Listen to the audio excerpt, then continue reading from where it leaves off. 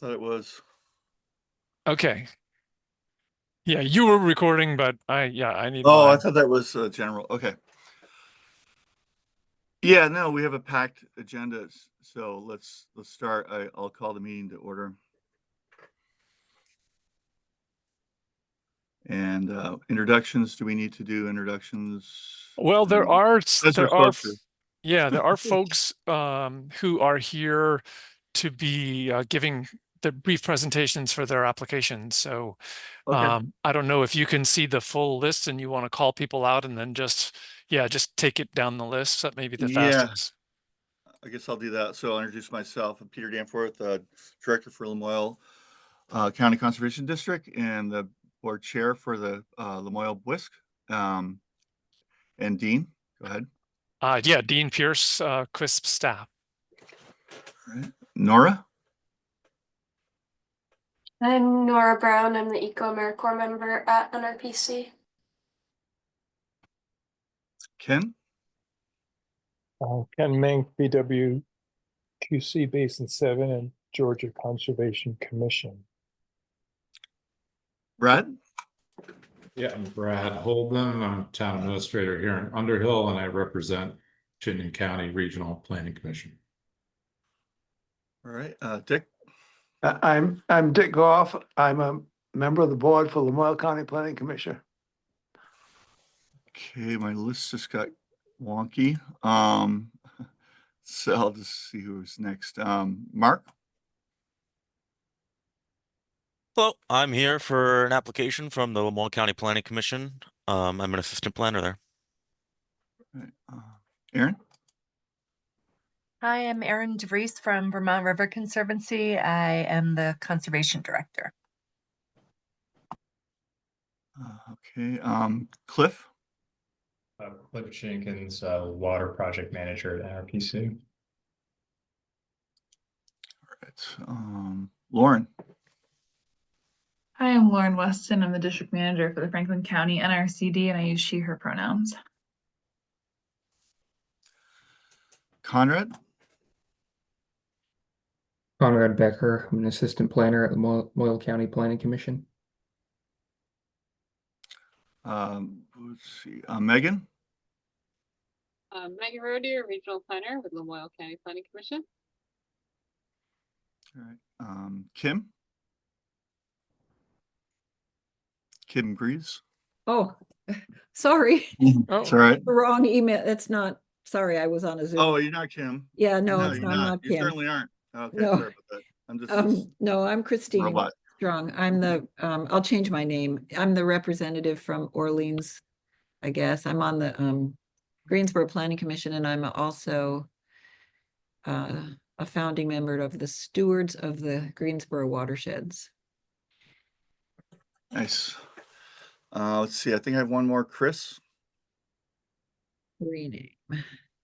Hey everyone, just looking to be here in the background, but nice to see you all. I'm Chris Roller. I'm with DEC. All right.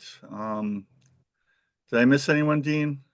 I don't think Aaron, so. are you VRC? Yes. Okay. So just a quick question. Could everybody stop using so many acronyms for who they do or who they work for? Just say the whole thing. It just helps my e-brain. All right. It's a request. Let's do it if we can. Thank you. All right. So I guess what are we up to? Protocols? Meeting. All right, I'll read through this again. So we've done the introductions.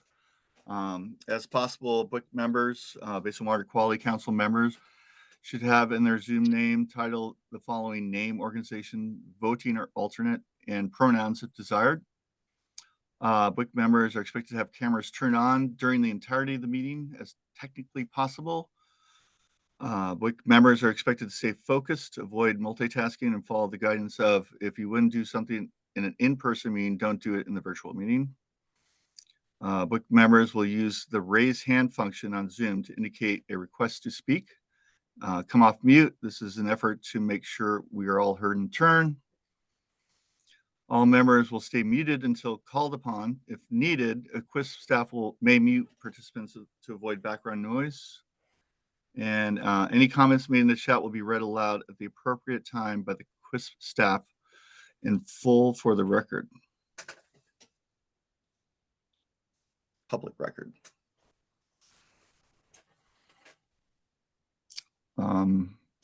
Conflict of interest. I guess I would say that I would declare that during the time I'm presenting our projects that I would recuse myself. And Dean, I imagine you would take over as in that situation, or? I don't see Brent here Yeah. yet, and I could run things during that time, or if there's any member of the board who would like to, I would step aside for them, but I am happy to do that in Brent's absence. And I just want to make sure that any others have a chance to declare their intention to not vote when their apps are up. Yeah, this is Megan from LCPC, or Lamoille County Planning Commission. And when LCPC's applications are up, I will abstain from voting. Dick?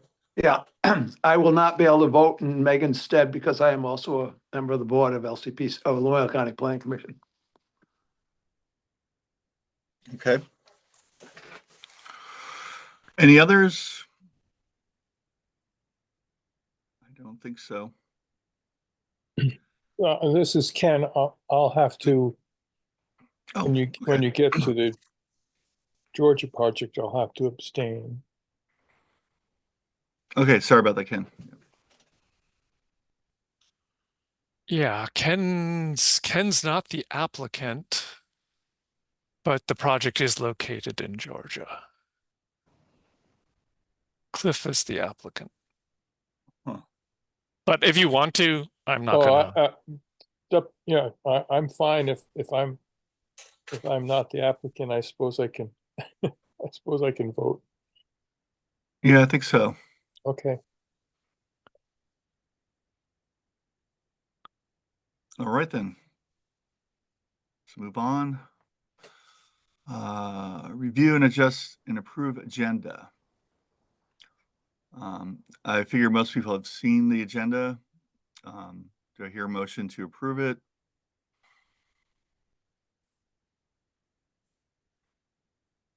So moved. Okay, Brad Holden for motion number one. Do I hear a second? This is Erin DeVries, second. Okay, thank you, Aaron. Second the motion. All in favor of approving the agenda, say aye. Aye. Aye. Aye. Aye. Aye. Any oppositions? I'm still waiting for that one. All right, the ayes have it. Okay, the minutes from the last meeting, which that was a while ago. Has everyone had a chance to review? I'm assuming.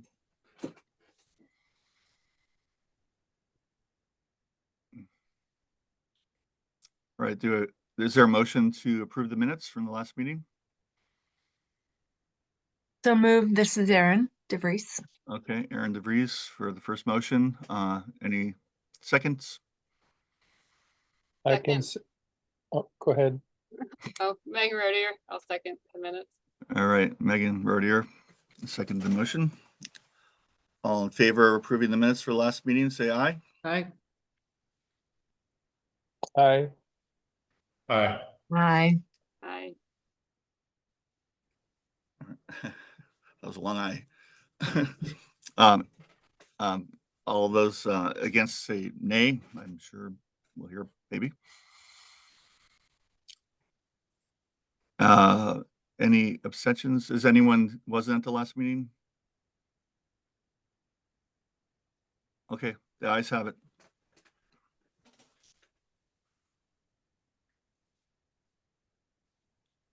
Public comment. So I know we have people here who are part of the applications, but I don't think there's anyone else in the public. So I guess we can move on. Report on budget adjustments as needed. Go ahead, Dean. None needed. I thought I might have to do one, but I do not. So no budget adjustments to report. Awesome. All right. Oh, we're already there. Review of applications. So there's 8, right? I don't know who wants to go first. I know we have 3.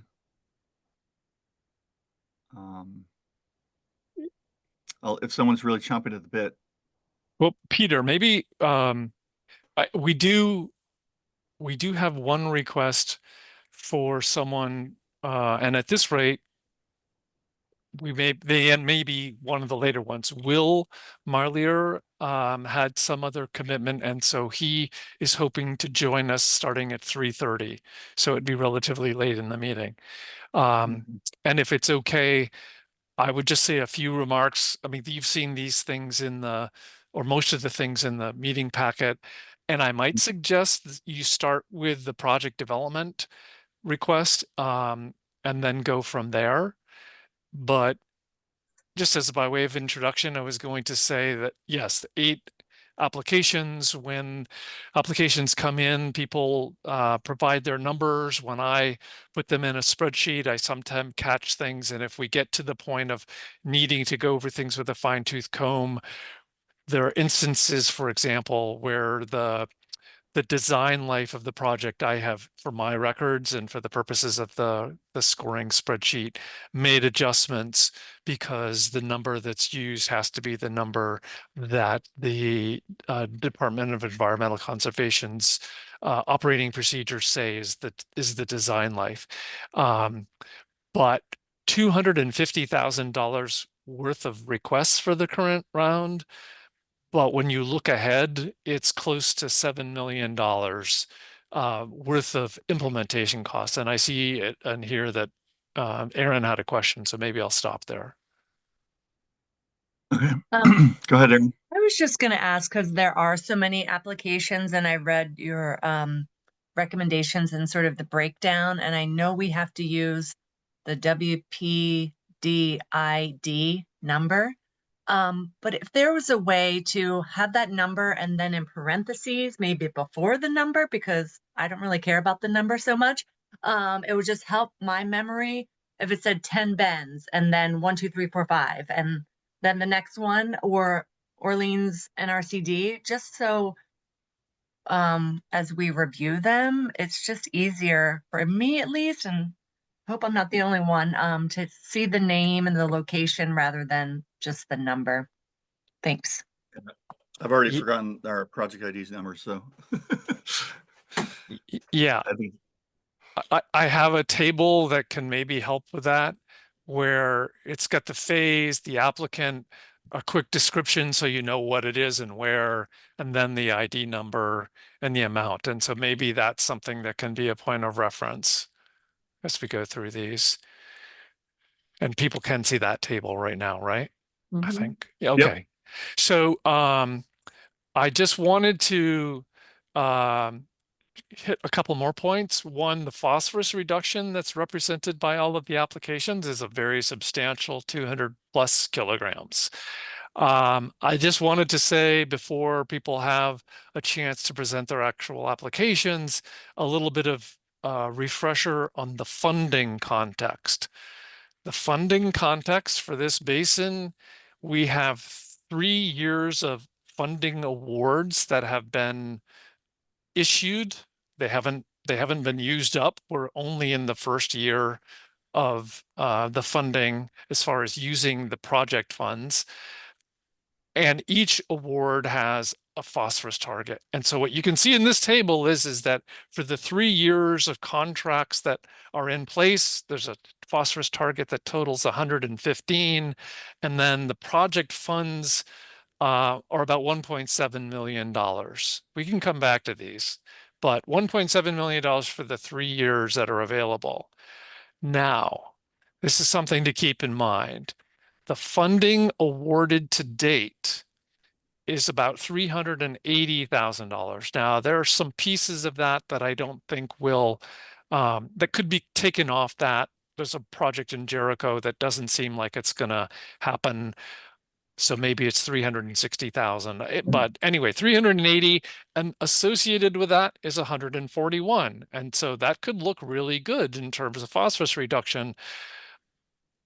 But there's more to this story. That $380,000 that's a funding award isn't the full implementation cost, and the full implementation cost of the projects I'm ballparking is somewhere between 2.7 and $3.7 million. So although we've only committed 380, the cost to bring those projects across the finish line is quite a bit more. Now, we don't know what the QUISP and the BWIC share of that would be, but I just wanted people to know. Now, we're 3 years into a 5-year assignment, so I played around with just taking the lowest year in terms of funding and the associated phosphorus reduction, just so that people could say, oh, well, if it's a 5-year term, what will things look like in 5 years? Well, 5 years, the total phosphorus target would be something around 200 kilograms. The total amount of funding available for the projects, if we just put aside funding for assessment, is around $3.1 million. So you have this $3.1 million over 5 years, and with the projects that have been seen to date, implementation costs total, not necessarily the QUISP and the BWIC share, between 2.7 and 3.7. I'm offering this context as part of the reasoning behind what might seem like a more cautious approach, where I had said in the memo, I think for these big projects that have large implementation costs, the BWIC should be starting to discuss more and more the longer term view. Are there any questions on what I said? Because if there are not, then I suppose I would just turn things over to the first applicant. So any questions regarding what Dean just said? Megan has her hands up. Peter, I don't know if you see. Yeah, and I have to scroll and I should have it. Okay, Megan. I appreciate that context, Dean. That is really helpful. So thank you for sharing that. I guess just to comment towards like what you were saying, you know, we have to start to think about the long term and the bigger picture goals that we're trying to implement as an organization.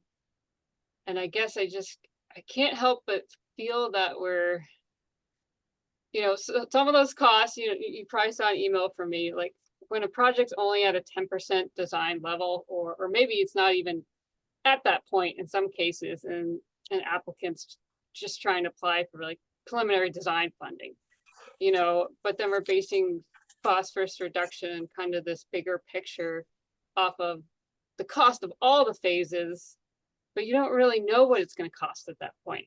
So I guess I feel I'm a little concerned that we're basing our decisions potentially and our phosphorus reduction decisions and decisions whether who to fund or not, just based off this very kind of like undetermined cost, you know, of the overall project. And I guess my other concern is I feel like in the past several months, in terms of, or past year, in terms of like the types of projects that the QUISP is funding, we're starting to single out floodplain restoration projects. And that's really a concern because I know the state put a lot of effort into establishing tools like the Functioning Floodplain Initiative, and we really appreciate that. So that's just my concern. I feel like we're starting to single out those projects, and we need to, you know, I know these are bigger picture things, but maybe in the future we need to address some of the underlying barriers and policy barriers, such as like not being able to match QUISP funds with many other funds. So I'll just leave it at that. I'm a little concerned about the direction that we're going in.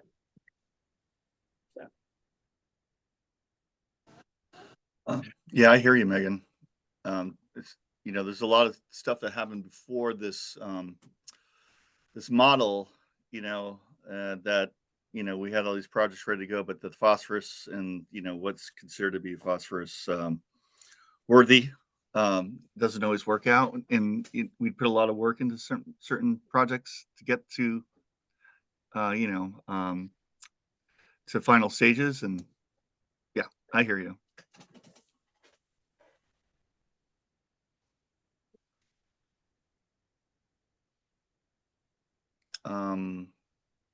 Yeah, so Dean, you were suggesting that we start with project development. Well, I had made this table and I had simply sorted it by phase, and that Yeah. would put project development up front, then Sounds good. preliminary design, then final. Then that was just a way of organizing it for me. And the color coding was really just reflecting the recommendations that I had made. But the order, I think, is maybe the important thing. Although the exception is that Will would be deferred until he's able to join this meeting. I do have a comment.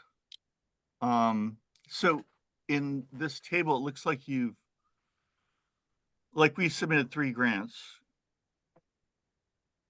but I'm assuming you're talking about design phases and implementation, because I see like 5 Lamoille County Conservation Districts, or 4. Oh, wait, 1. Maybe I did.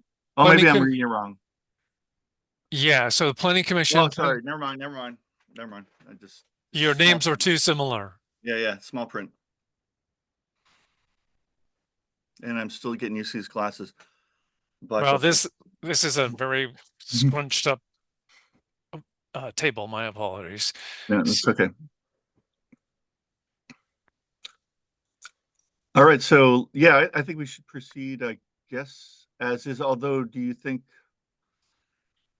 that I mean, it would mean that we'd go back and forth between the different applicants rather than one applicant talking about all their projects? It's the board's pleasure. Yeah, I break in between. My only suggestions are really, well, I had suggested one place to start, and then we know Will not be able to join until around 3:30 unless his training ends a little early. But you can start wherever you would like. No, I think you're right. Let's do it the way you have it. Make it easy. So, I guess, what was the first project development? That would be Cliff Jenkins. Yep. I have a couple slides that I can show you, if that's all right. You should be able. Just sent a request. Yep. I thought I had approved it. Perfect. Let's see here. Can you all see that? I see it. Okay, cool. Yep. So talking about a project development opportunity at Silver Lake Road in Georgia. Back in February, Ken Mink inquired about a proposed culvert on Silver Lake Road, wondering about getting design funding through the QUISP at this site in Georgia at the stream intersection that you can see here on the right. Whether this culvert design could be funded with QUISP dollars. And while culverts can technically be funded through the QUISP, it can be difficult to make sure that work on a town road does not in any way overlap with the MRGP, and B, come up with the culvert design that has a high enough phosphorus reduction to cost efficiency. Saw this, thought it'd be advantageous to take this proposed culvert site and potentially bundle it with other floodplain connectivity practices, which is also what DEC recommended. So taking these floodplain connectivity practices, kind of bundling them in tandem with this proposed culvert, that could make a design application a lot more attractive for formula funds.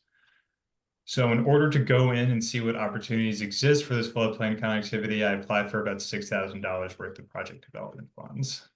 The tasks associated with this, like I mentioned, we're talking about finding additional opportunities for QUISP fundable interventions. Ideally, that would move this project towards an attractive phosphorus reduction efficiency. If these additional interventions seem viable, the next step would then be to calculate that expected phosphorus reduction. It would also involve identifying necessary permits that would then be involved. And then since we're moving out of the right of way into adjacent parcels potentially, there would also be a landowner outreach component should a proposed intervention be located on somebody's land. Keep talking about proposed interventions, which seems kind of vague. Would be taking applicable practices that are detailed in Department of DEC floodplain guidance. So stuff like riparian plantings, minor constraint removals, etc. And then just going into a broad budget, expecting this to cost around $6,000, $5,986. Reached out to a consultant that we've worked with before to get some rough estimates for the bulk of the work that a consultant would be completing. Should we get these funds, we would put it out to bid. This work would involve doing the floodplain assessment, coming up with a phosphorus removal benefit, doing landowner outreach, permitting assessment, and then drafting the summary memo. Then on top of that work, factoring in 15 hours of my own time as a project manager to come up with the number you see here. And that's what I have.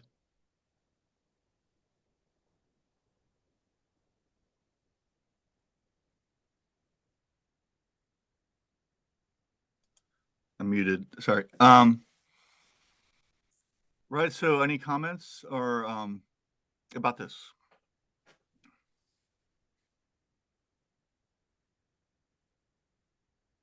This is Ken.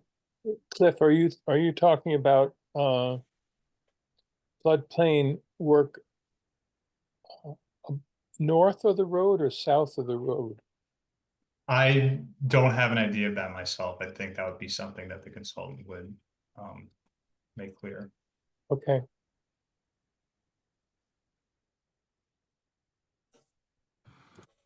Okay, I'm looking through see if there's any more hands up. I'm not seeing any. So unless there's any more comments, I suppose we could bring this to a motion for approval. I've got a quick question. Okay. You mentioned floodplain. Is there map floodplain here? Is it like a zone A or something?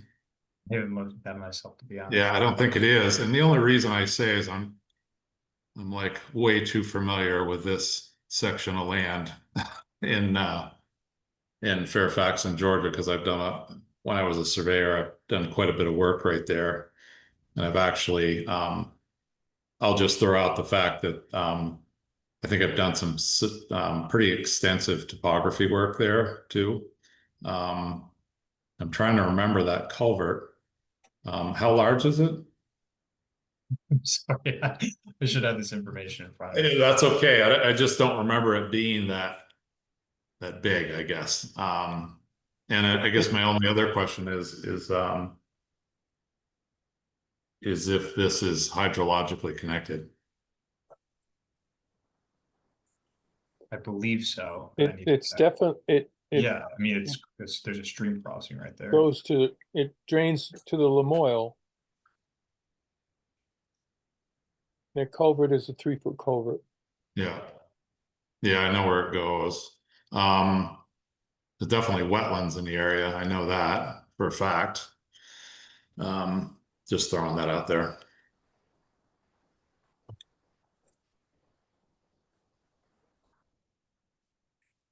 Okay, I'm gonna look through, see if there's any more comments or questions. I raised my hand. Oh, you did. Oh, God. Yeah, sorry, you didn't see it. I had to find it. Go ahead, Aaron. Thanks, Brad. You brought up a good point. Cliff, if you could just go back to the map. I was trying to look at Silver Lake and get my bearings. So you would be doing the project development and floodplain assessment around, is that Silver Lake to the because you have a star there. Are you just looking at That's where Where the culvert site is. It would be in the immediate area around that. Okay, to do the assessment. Right, yes. Okay, okay, that's where. You can see the street, you can see the vegetation line. There's a pretty significant drainage Yeah. right centered in that vegetation, Okay. along with class 2 wetlands.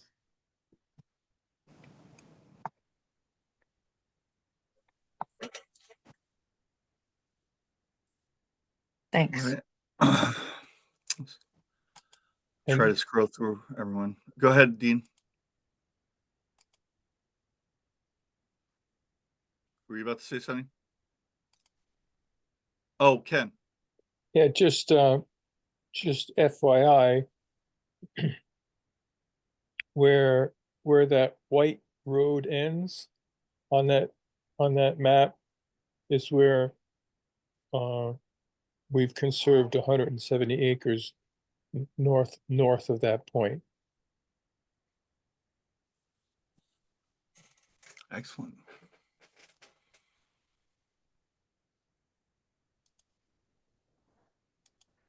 Okay, scrolling through again. Any more comments, questions?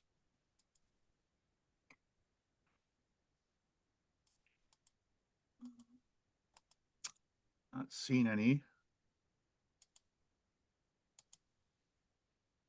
So I would suggest that maybe we go to motion.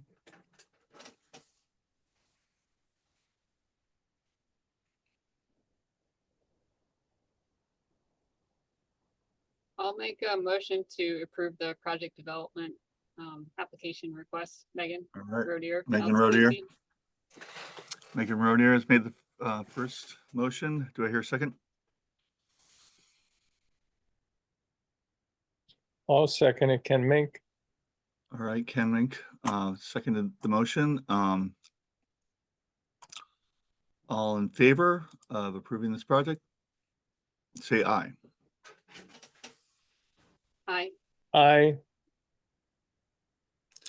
All opposed, say nay. What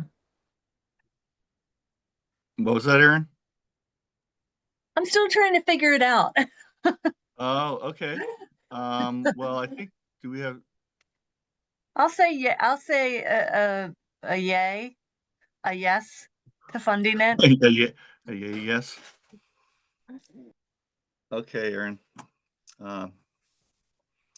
So it sounds like this is approved.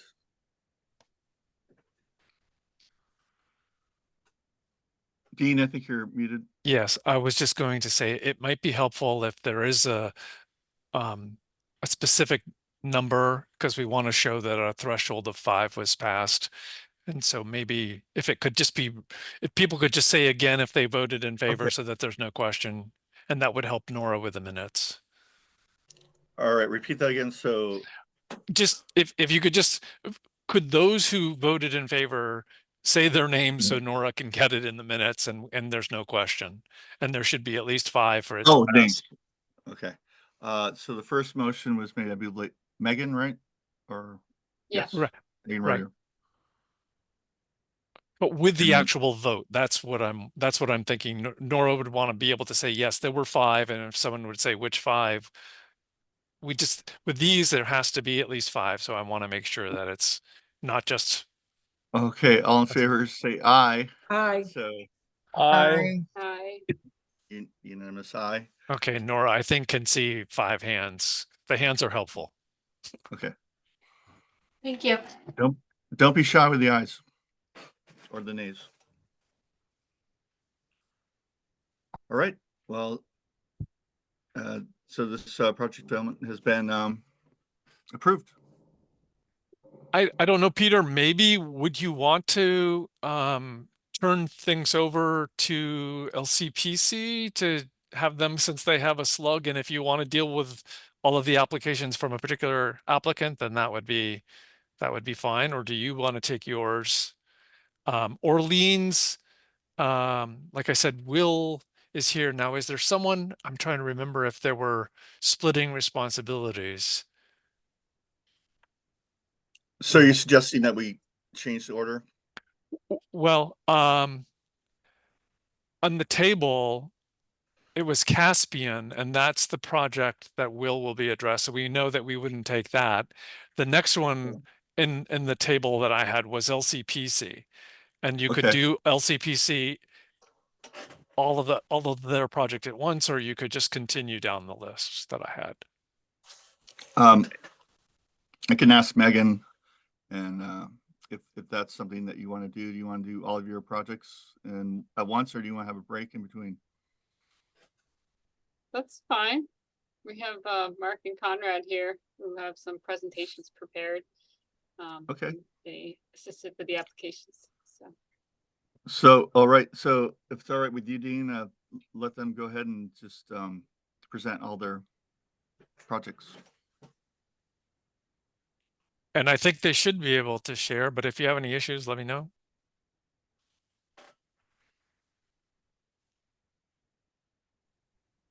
Is there a preference as to which order is taken in? Because there's two different presentations, although I assure you they're very similar.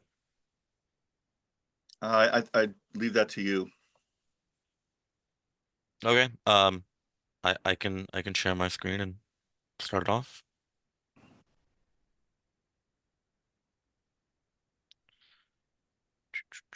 Whoa.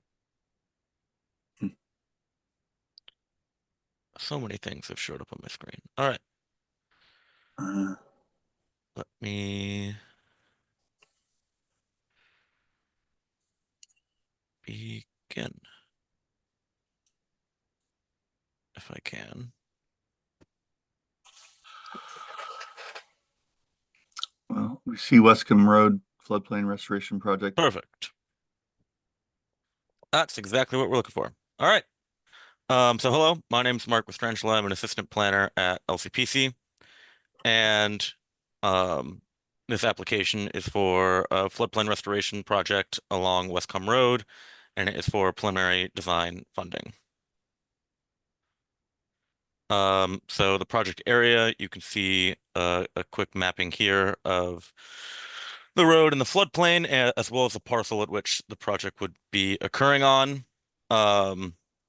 A little bit of additional information on the right is that it is just south of the Westcombe Road mobile home park, which this entire area has seen frequent flooding in Johnson. And lastly, the Westcombe Road, that area serves as the primary access to the village of Johnson's wellhead.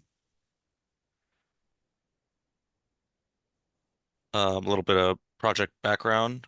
Let me move that so I can read my own presentation. So flood modeling way back in 2019 identified this parcel as an ideal location for floodplain restoration. And these models, the reason behind that is that increased floodplain storage would help improve water quality and reduce the flooding impacts in the surrounding area. The funding currently, the QUISP funding would be used for preliminary design, as I mentioned. And I know there was discussion on the actual implementation funding, where that would be coming from, and there is a possibility that that'd be CDBG, disaster relief funding, or the hazard mitigation funding.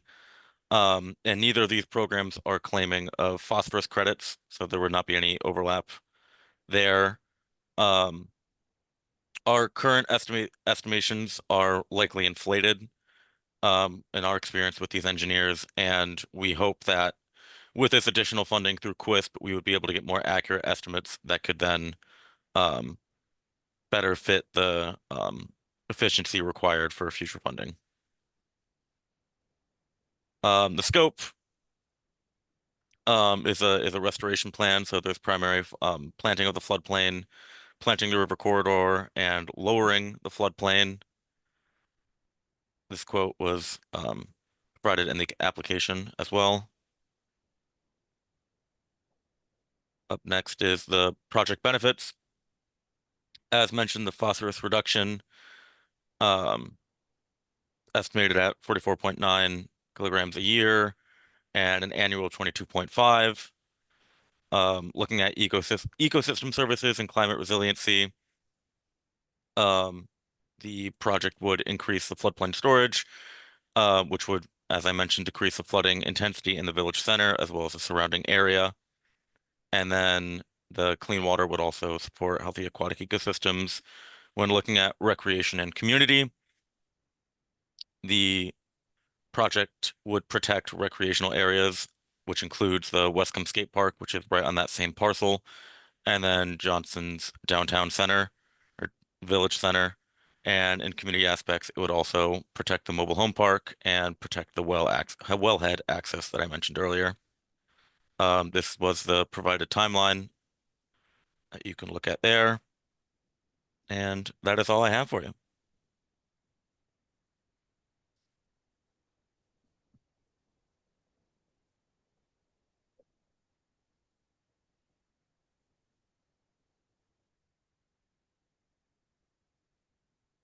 Peter, do you see Megan, or her hand up, I think, came up first.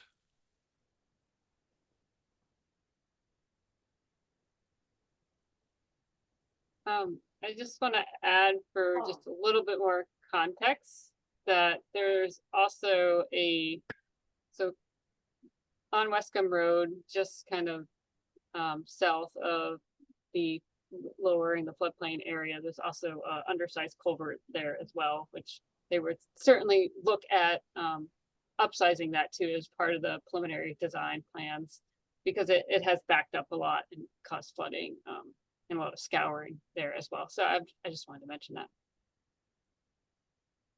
Thanks, Megan. Sorry, I didn't realize I was muted. Aaron, I believe is next, or Ken? Go ahead, Aaron. All right, thanks. Mark, could you go back to the location? I'm all about place and location. Absolutely. Can you share where, okay, or even just that one's This one? great, that one, yeah, that's Perfect. great.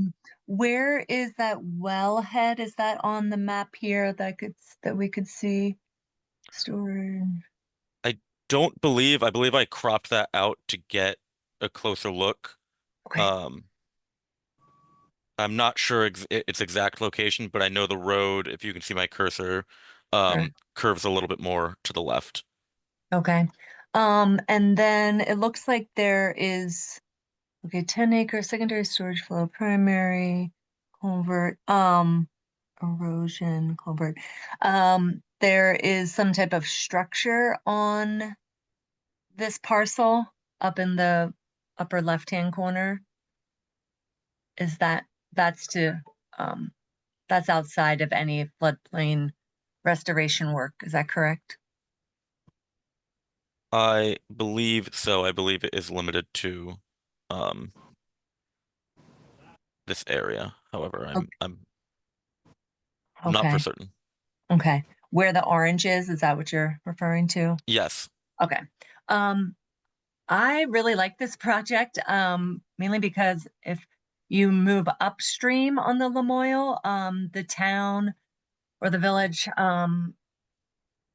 sorry for any town village folks here, I can never delineate the boundaries, but there is a property called Holmes Meadow, which is on River Left, just in the bend upstream of your site, and that floodplain is going to be lowered as well, and so it would just like pair super nicely, right? Like it would be a sweet project if this one was done and the one upstream on River Left was done as well, because that's also doing very similar things and has similar co-benefits. So that's just my comment and my opinion about this project. Thanks, Aaron. Ken? Yeah, do we have any estimates about how much material is going to be removed? Not to my knowledge at this time. Okay. And I may have missed it, but what's the, how much is the application for? off the top of my head, I believe it is 58,000. Yes, $58,565.86 was the amount of funding requested. And And that line, that's just the preliminary, right? that is preliminary phase.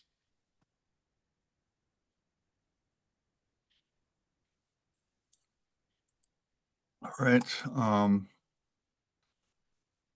Let's see. Ken, did you have any more? Oh, Anything no. else you want to say? Okay. All right. Looking through, not seeing any other hands up unless I'm missing something.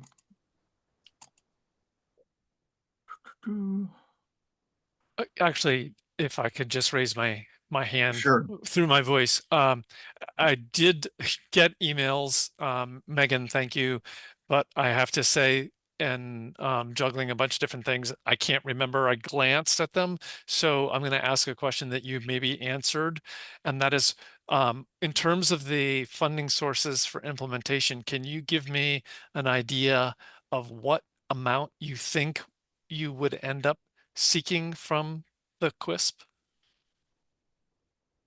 So, I mean, that's hard to determine at this point. You mean like overall amount, Dean? Like Ballparks. for the Yeah. whole shebang? Yeah. Yeah, it's hard to determine at this point because it's just like 10%. But I will say the overall, full project, all phase estimate that Stantec provided, I think is much higher than what it would actually cost, just based on implementing floodplain restoration projects around the county. So, and like Mark was mentioning, I think we recognize this could be a larger project.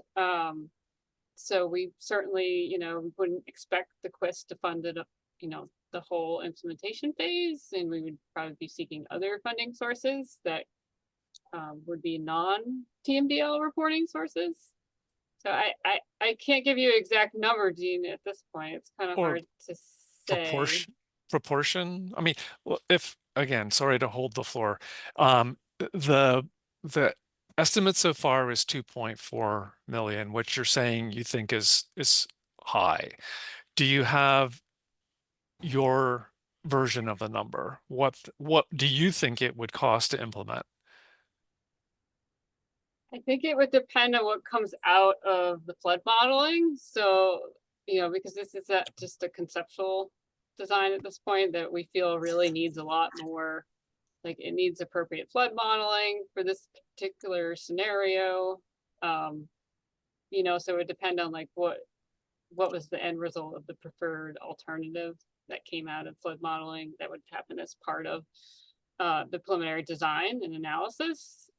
But I can this is a larger project area potentially, but I can just say that when we did a floodplain restoration project up in North Walcott and it was restoring 3.7 acres, so close to 4 acres, the total project cost was more like, for final design and implementation, that didn't include preliminary, but for final design and implementation, it was only like a little over $300,000.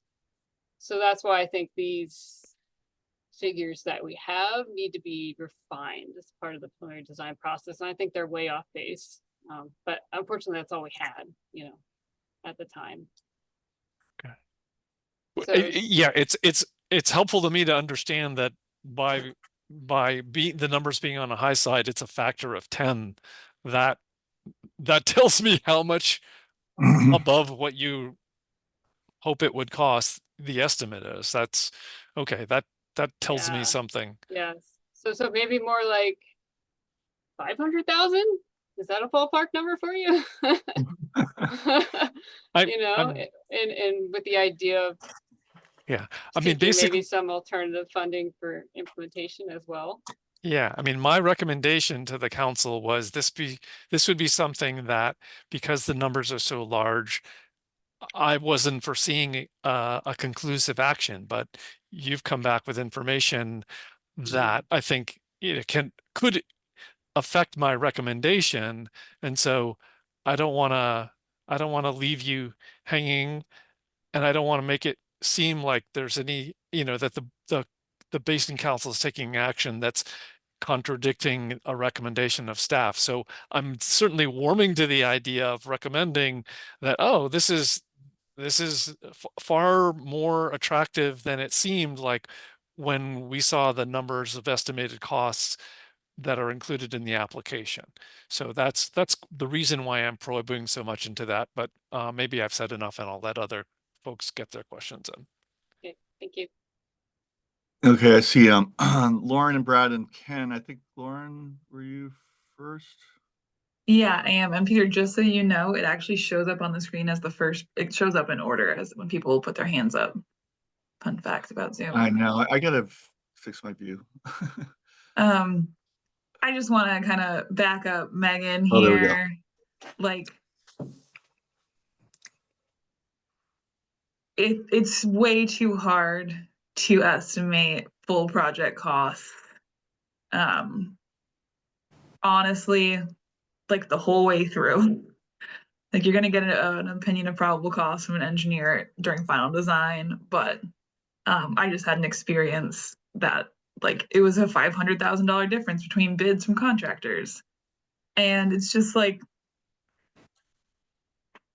I think we all, whether we want to say it out loud or not, could just lie to you all and say like, oh yeah, we think it's only going to cost $200,000, and then be shocked later when it does change, because like we're just like it's obviously it sounds like Megan's not making this number up, but we could very easily just be making numbers up to play this game till we have a real number.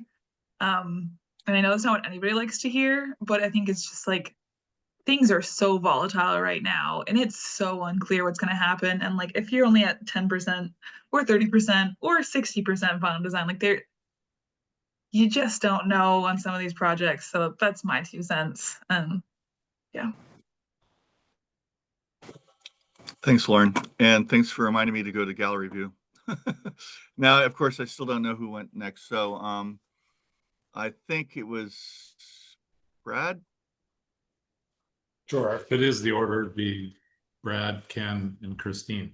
So I just have a couple questions. I appreciate Ken's earlier question about how much lowering would take place, but I guess you're not going to be able to know that until you get this work done. But any idea historically what was here before? Is there any worry about contamination on the site? Or is that what you're going to determine with this funding?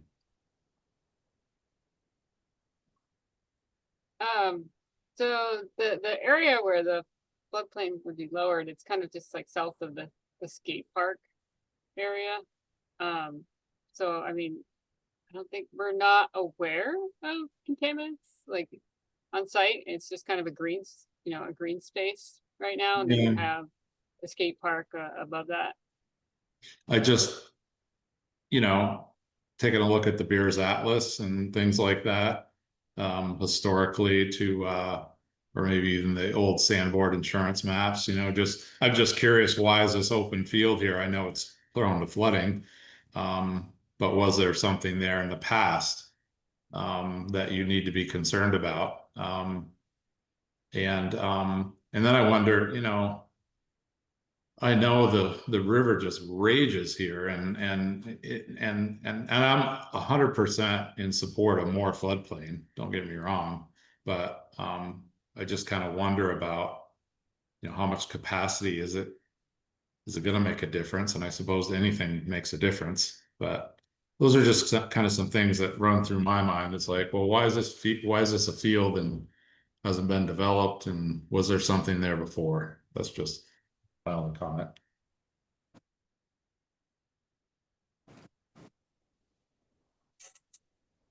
Okay, I think Ken was next.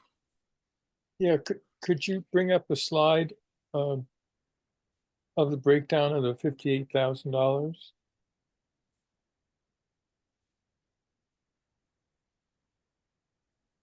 It just sounds like a lot of money for a preliminary.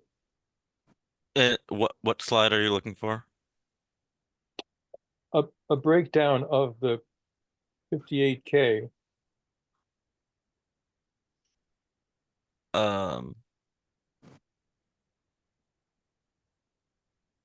are you referencing a current slide that was in this PowerPoint or? No, there was no slide. Okay, I know. Let me. So the budget. Yeah, like, I can find that. Yeah, budget provided with the application, for example. I had that open.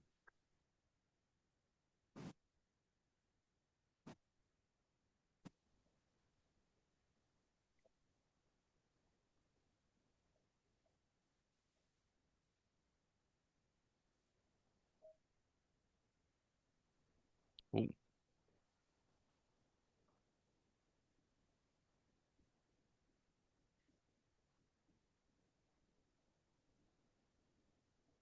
Should be up in a second. There you are.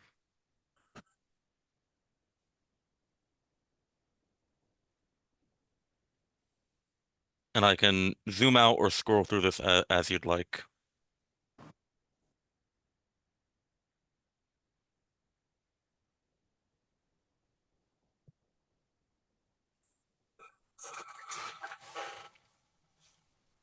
Yeah, so just for context, it's including, the archaeological resource assessment, for example, that's 2,500 right there. It's including, we just budget, like 10% typically, or well, less than that, maybe in this case.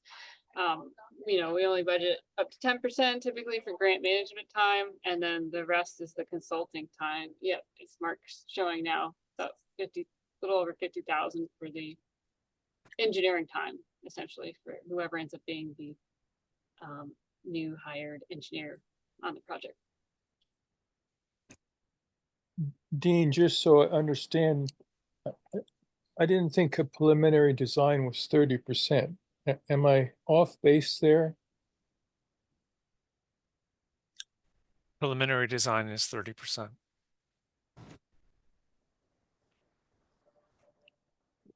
What's the process called before that? The 10%. That would be a concept design or conceptual. So, I mean, has that been done? There's been a study of some sort done, and I don't know the history, so I'd leave that to the applicant. This was part of some previous identification or assessment work, right? Yes, I believe there was the modeling in 2019, and a 10% design where I believe a lot of this information was drawn from. Yeah, so the 10% design was design that Stantec provided through the Rivers program. But that, more modeling really needs to happen, in this specific area to really focus on this particular alternative.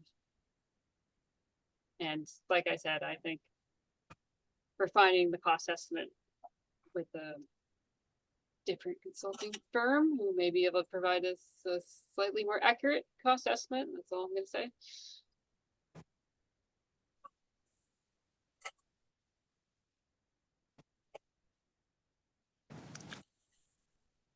Okay, I think Christine was next, or did she hand down? No, I'm still here.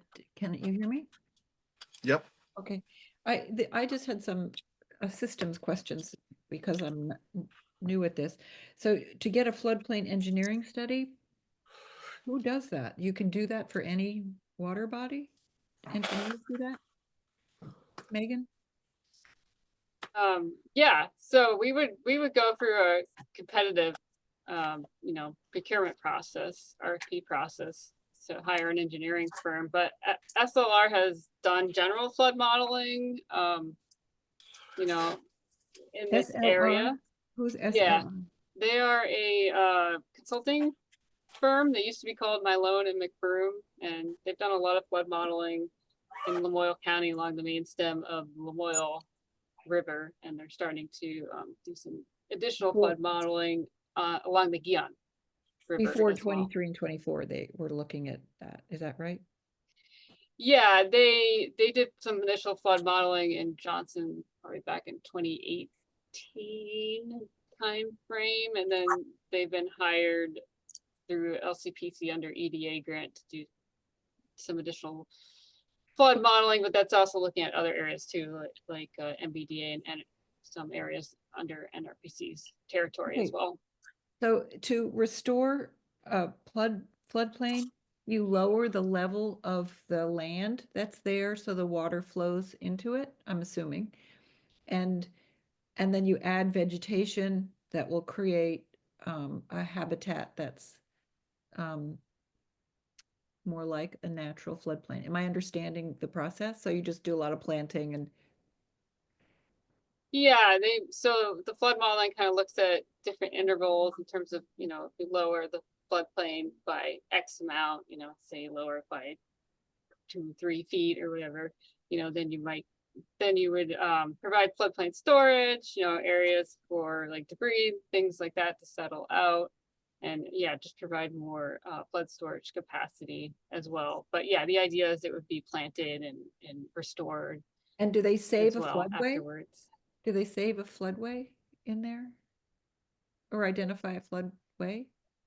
Well, they're lowering it to provide floodplain access and connectivity again.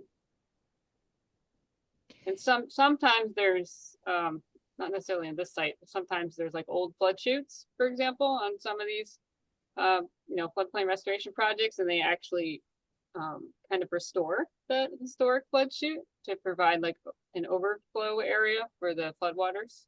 So that has happened in some floodplain restoration projects. Okay, so because I'm working on flood bylaws in my community, and I've been looking at the preliminary flood maps that the USGS has given us to look at. So it's fascinating to me how they figure this stuff out. Don't ask me how they do it, but anyway, it's great. Yeah. So where does the removed fill go? And what if it has contaminated vegetation in it or contaminating stuff in it? Do you take- So they identify, you know, whoever the hired contractor is in the engineering firm that gets hired, they would identify an appropriate location to dispose of the fill. Okay, so you're not gonna like move knotweed from the river to. No, they would be very conscious of that. And I didn't, last when I was there like a week ago, I didn't see a bunch of knotweed in that area. So that's a good thing. Okay, yeah. Okay, well, thanks. Dean, can you take over the process for 1 minute? Sure. Aaron, you had your hand up. Yeah, I wanted to just follow back. Oh, look at Peter, young Peter there. Sorry, that just popped up. Like, who's that guy? It's funny. Oh gosh. When I just wanted to provide some context about the cost of paying for a hydraulic model study. When VRC hired actually Malone and McBroom several years ago to do a very similar study on a floodplain in Bennington, and it cost from like the beginning to the end of them doing alternative analysis and looking at like where to drop things down and so on and so forth, and a design. It was a little over $100,000, maybe like $120,000. So that was started in 2017. So numbers, inflation, all that sort of stuff. So I didn't pull everything up, but I was just looking. And so I think like that $50,000 or thereabouts, Megan and Mark is like legitimate, right? Like, I think that's what it's going to cost to do that study, to do the ARA, to look at the permitting process. That's everything that Malone and McBroom did for the project down in Bennington. Different county, but still very similar project, and that one is going to become a floodplain restoration project. It's not going through any QUISP or anything like that. It's going through a hazard mitigation grant program funding, and it's going to cost about $1.3 million. So that's the cost of floodplain restoration projects. I mean, it's just the reality. And so whether the QUISP pays for some of that, or the federal government, or the state of Vermont, or private donors, or what have you, it's reducing phosphorus, which is the name of the game. Yes, Peter, are you- indeed. You're Yep, I'm back. Okay. Lauren. I just want to echo Aaron's comments. Those are the similar numbers we're seeing across the board on floodplain restoration projects for implementation and for design. So just vouching for that as well. Dean. Go ahead, Dean. Yeah, question applies to this application and the other one, since there was a meeting earlier today where the possibility of tying in projects with the modeling that's being done as part of the EDA, Economic Development Administration funded project. Can you address that? Is there an opportunity? Is it already built into the project? Could it be that sort of thing? I was thinking about that, Dean. And I'd have to talk with Seth about it, just managing that grant. I'm not sure like how much more Not a problem. room there is to add additional alternatives to that EDA grant flood modeling effort. So I guess that would be more of a question.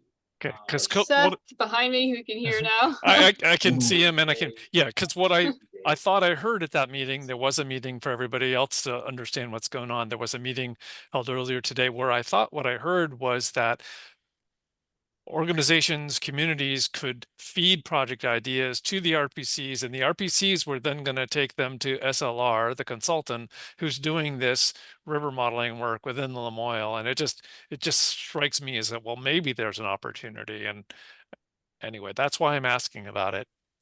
Yeah, no, and I was thinking about that too. There may be an opportunity there if they still, if that could be part of the list that's prioritized. So like in that scenario, say if flood modeling could happen in relationship to that, we'd still need funding for the actual like engineering and 30% design planning. Because under the EDA grant, it's kind of, they're just kind of running different scenarios, right, for certain projects through the flood model. And that's, of course, would inform the design planning process. Seth, be quiet. Maybe. Yeah, you can hear. So the answer is maybe, possibility. I would want to discuss it further with Seth.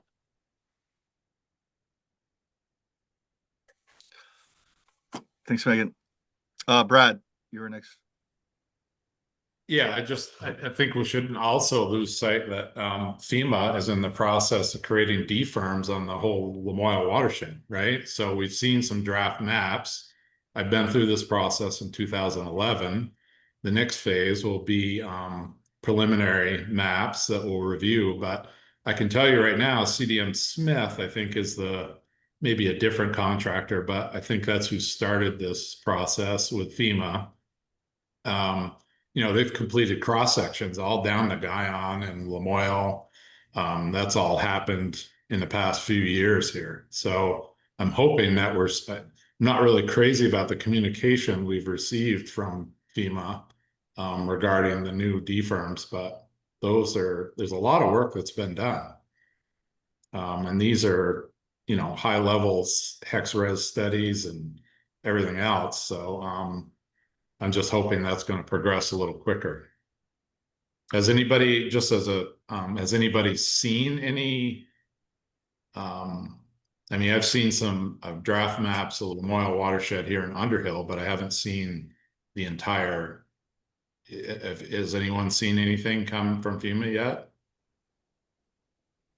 Yeah, we don't have the latest revised FEMA maps for large part of Lamoille County. Right, but we're in the process. So a D-firm process starts with a draft. We had a meeting in Johnson back in, I think it was 2018 or 19 that I attended. It was a kickoff meeting. Draft maps have been submitted, or I thought they had been submitted. At least I've seen them here for Underhill. And Right. I'm assuming Cambridge and the entire Lamoille watershed. Well, the issue with this area is the initial draft maps that came out for, say, like Johnson, for example, and this area of the Lamoille watershed, the base flood elevation was incredibly off. And they didn't really factor in the recent flooding events that happened. So feedback, of course, was, you know, you need to consider this in the FEMA firm map update. But we don't have, we have not received a new version back based on that feedback at this point. Right. So that's kind of Like where I, we're at. like I think, you know, like I say, the next phase you'll see is called the preliminary phase. And when those maps come out, it's about a 6-month process to make.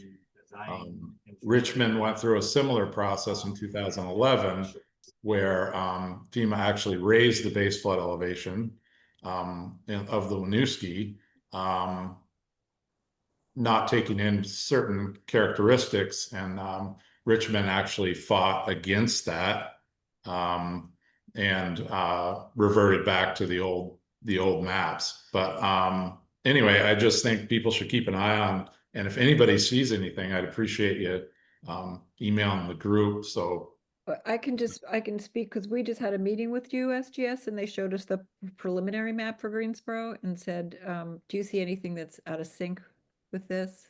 We did that with the Vermont River FEMA. Corridor people and USGS. So we just gave them the feedback about any disparities, which were not much. So USGS was involved? I'm a little confused, I guess. This wasn't coming from FEMA? I'm sorry if I interject. USGS has got their mapping that's going to be done in June for Lamoille. Oh, okay. Apparently. But I don't know how, I mean, it's somewhat related, obviously, to the FEMA, but not, I mean, it's a more thorough, layered approach. 2027 is when they said it would be ready. Oh, they told me June this year, Lamoille. Just Lamoille. The Lamoille got highly ranked. So I don't know. I just hear things.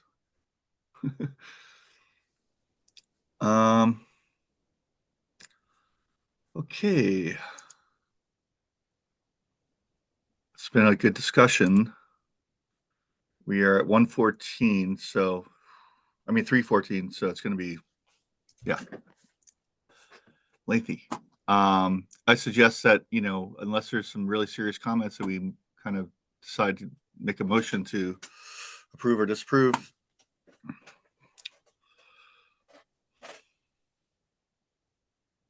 I make a motion to approve the Westcombe Road floodplain restoration preliminary 30% design project.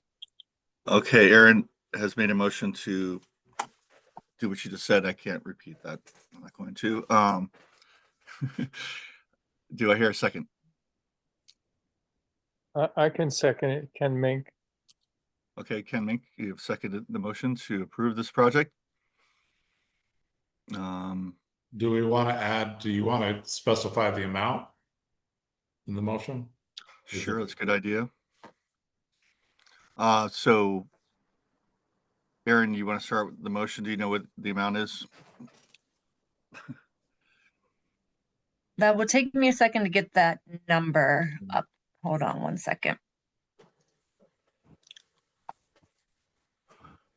The amount that was requested as part of the application for Westcombe Road was $58,565.86. That's the motion. That's the motion I make. All right.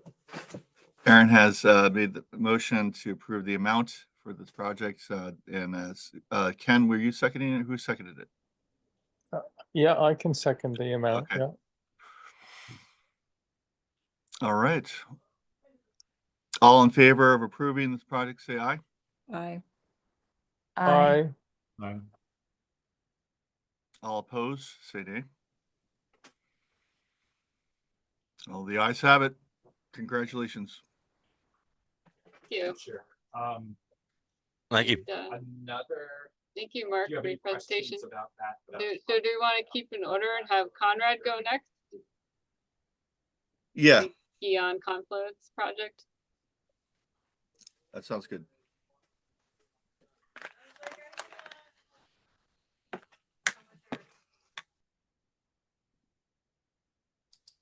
Go ahead. Yeah.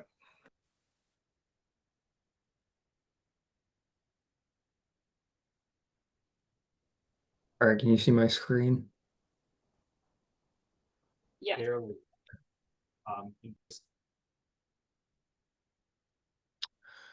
So this project is pretty, well, this presentation and project would be pretty similar to Mark's, so I will try to keep it brief. This is another floodplain restoration project, preliminary design at the Guion and Lamoille confluence in Johnson. This is the project area. I don't know if you can see my mouse, but where the point is on the map is where the two rivers meet, and this will be a floodplain restoration of the area. It's about 5.5 acres.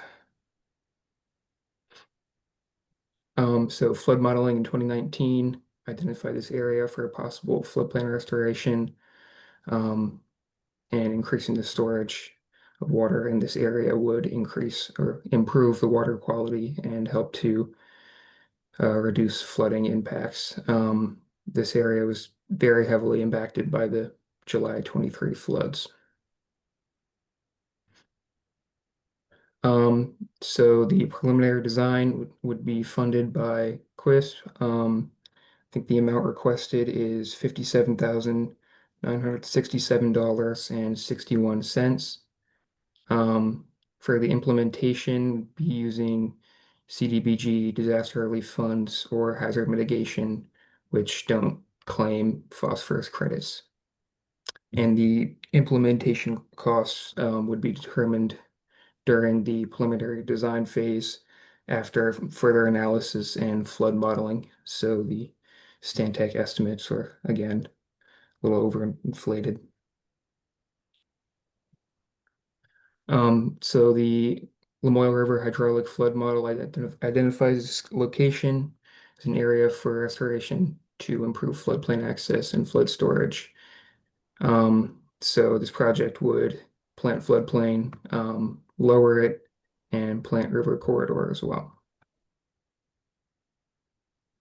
Looking at a 48.8 year 1 kilogram phosphorus reduction and 24.4 annually. This would increase the floodplain storage and decrease flooding intensity in the village core and the surrounding area. And the decreased P levels or phosphorus levels would support healthy aquatic ecosystems. And it also protects the downtown core and green spaces in the community. And this is the proposed project timeline.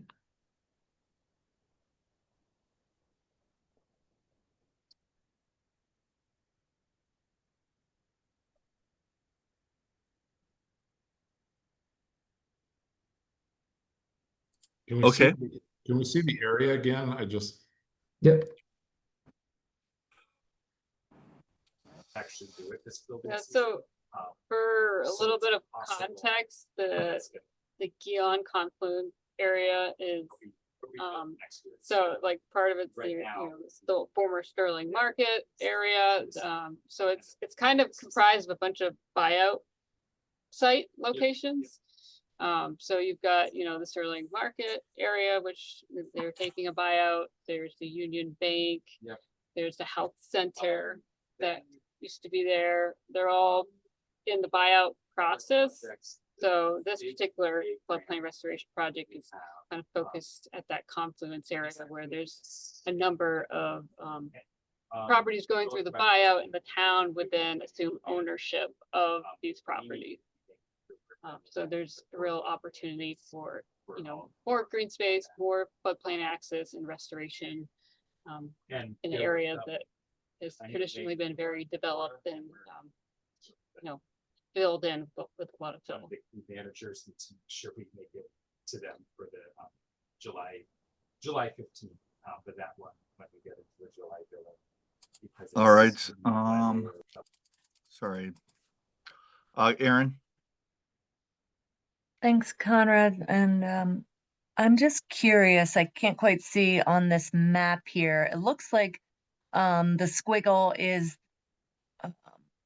the Gijón, but then you have the orange line, which can you just, that looks also like the river line, center line.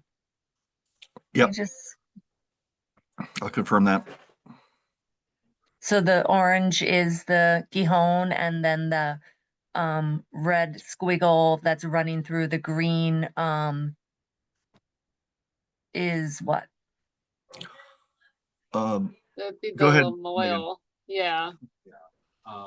Well, okay, meh. It's I'm kind not- of hard I'm to not- tell on this one. Yeah. The Guyon's running through the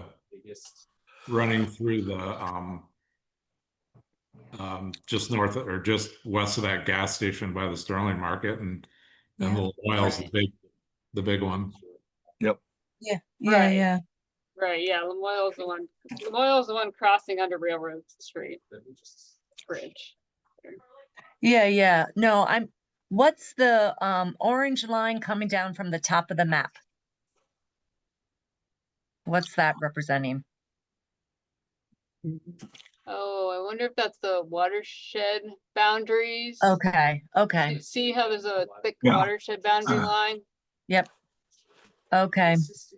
Thank you. I was just confused because I know where the Gijón is, and then I was like, wait, what is that orange line? Because there's an orange line in the center line of the Lamoille. Okay.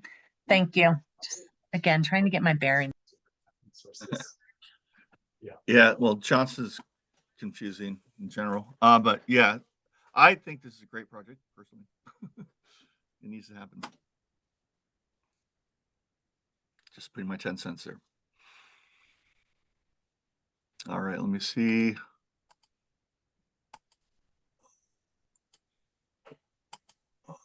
Yeah, not anyone. Oh, there we go. Ken. So looking at that map, is the restoration area in that pea green color?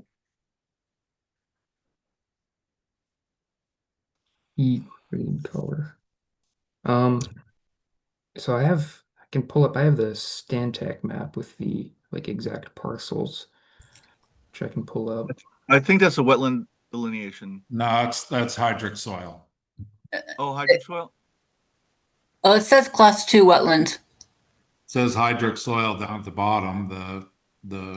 That looks like the color for hydric soil. Oh yeah, it's hard to tell what color is what. So where is this 5 acres that you're going to restore the wetland? So Conrad, can you share the 10% conceptual design? higher in the village than Main I Street. think that'll help show the area a little better.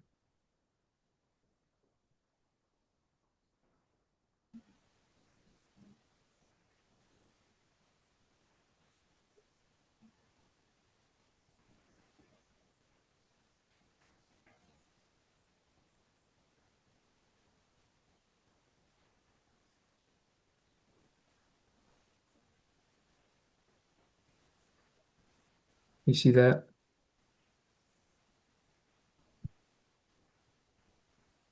Yep, we can see it now. So it's really, I guess for context, it's the confluence area is kind of like just downstream of the Route 15 bridge, for example. Which would, the bridge is its own animal. It's not part of this project, but we're certainly, when they model in that area, they factor in things like the bridge and backwatering as well. But it's, if you kind of think in your mind, it's like downstream of the Route 15 bridge where the Gijón flows under. And then you have That's good. the health center property, On Tuesday. Yep. which they own actually quite a bit there. Okay. And then they also own Yes, thank you. some of the property that's kind of like behind the old Johnson Library site. That's right, because it's moved now. So if you think of like where the old public Johnson Library site was, you know, so it's kind of behind, way behind that, along the Guion, downstream from the Route 15 bridge, you know, and then kind of near Sterling Market, but again, focusing more like lowering the floodplain and providing floodplain access and increasing green space, of course, especially in terms of the Sterling Market area.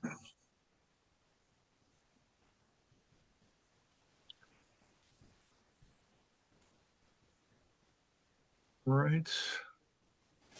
From the through here,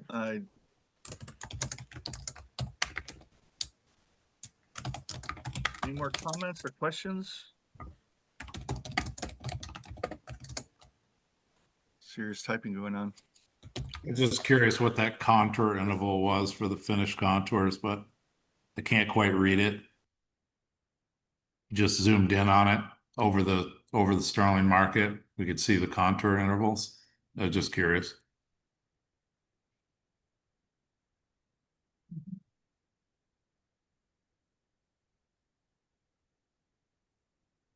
One footers, okay.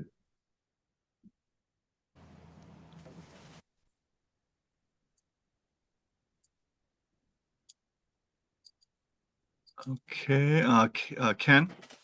Yeah, I'm just curious on the P reduction. Were you using the FFI tool for that? Yes. Okay.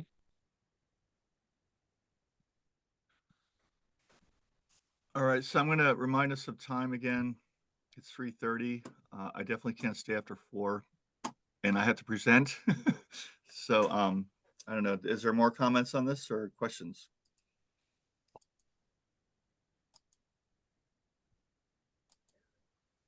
If somebody put the amount in the chat box, I'd make a motion.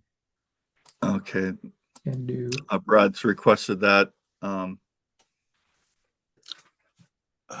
Is that something, Dean, you're able to do? Or just tell us? It's, Oh, there you go. Yeah. Yeah. You can see it. 57967.61. Yep, so I moved to it disappeared on me. I moved to approve the project in the amount of $57,967.61. Okay, Brad has moved to approve the project at that amount. Do I hear a second motion? I'll second it. All right, Christine is seconding to make a motion to approve this project at that amount. Or less than that amount. Up to, Less than that amount, up to that or amount. up Okay, there to you that go. amount. Hey, don't mess up the notes. Okay, sorry. Just kidding. All right, all in favor of approving this project at that amount, say aye. Aye. Aye. All those opposed, say nay. All right, the ayes have it. Peter, I just wanted to mention that Will is here, and maybe it would be a good idea to find out how many people have a hard stop at 4 p.m. You heard the question, Brad? I saw. Okay. Yeah. Lauren. So, Dan. do you want to go next, or do you want Will to go next? Well, considering This is quick. Yeah, maybe Will can go. And I'll try to rush through mine, but two of them are pretty big. So, well, one is big, but go ahead. Go ahead, Will. Sure. Yeah. So hello, everyone. My name is Will Marlier. I just recently started this year with the Orleans County Natural Resource Conservation District. I have 2 applications that I've submitted for this round of funding. Is there a preference that I start with one or kind of do both at once? I know that we're crunched on time. Are they fairly similar? Or? They're both in the Caspian watershed. So in that way, they're similar. They're for similar that's it. amounts. They're both for design. One's for preliminary, one's for preliminary and final. All right, start with a preliminary, I guess. Sure. So that's the Caspian Beach project. There had already been a development grant awarded to it and a development report written in 2023. They identified a handful of best management practices that they thought could be done on that parcel, including the installation of rain gardens, some shoreline stabilization, and then also some stabilization around pedestrian pathing around the beach to prevent foot traffic erosion at that point in the site. And so those are all things that we're really interested in moving forward with. One thing that's really exciting about this project is that there are a lot of co-benefits. It's a very public place. Education would be huge, and there's a lot of community value in terms of how people interact with the landscape there. So that's one reason that we've prioritized it for an application. And so at this point, we're just looking for preliminary design. We have Hardwick Electric fully on board. We have the beach committee aware and on board with it. We don't have very specific BMPs that we're pursuing at this point. We want to get a better sense, do some on-site assessments, and decide how to move forward to best reduce phosphorus headed into the lake at that point. I was on site with Dana Allen from Fluid State Consulting, and he feels like there is a project to be done here.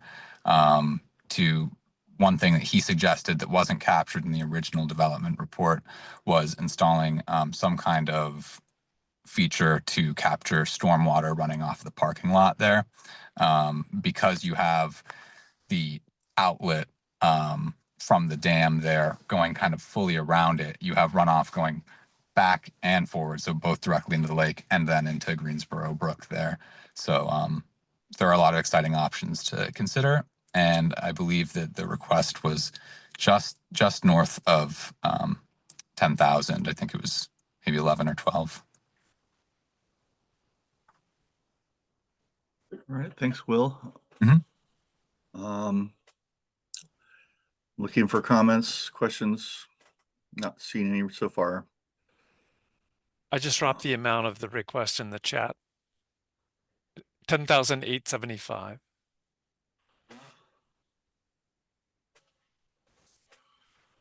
I make a motion to approve this project with costs up to $10,875. Seems like a great project. All right, I hear Lauren to make the first motion to approve this project at that amount. Do I hear a second? I second. This is Erin DeVries. Hi, Aaron. Thank you for seconding it. Conflict of interest for me, since I'm one of the original people who looked at this with the Greensboro Watersheds Group. So we'll make a note of that in the vote. Okay. I'm excited. Okay, all in favor of moving this project forward at that amount, say aye. Aye. Aye. Oh. All those opposed, say nay. The ayes have it. Well done. Thank you very much. That's my first QUIP grant, so thank you, everyone. And then I'll just head right into the second one, which is even more straightforward. I think it was highly prioritized in the Caspian Watershed Lake Action Plan, LWAP. And it is essentially buffer planting a tributary to Porter Brook, where we have two hay fields on either side, and they don't respect an especially wide buffer there. We'd like to extend it to 50-foot buffer on, I believe, about a quarter mile of stream. And so that would have massive phosphorus reduction in terms of spending. We're also curious about possible avenues to address two failed private culverts that are on that stream, as well as a tile drain.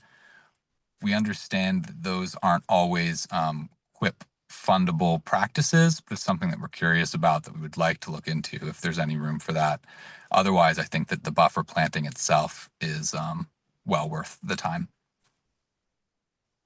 Will, which land, who's the property? This is the Alley's property on Atherton Way. Okay. Yep. People have skied by that. Yes.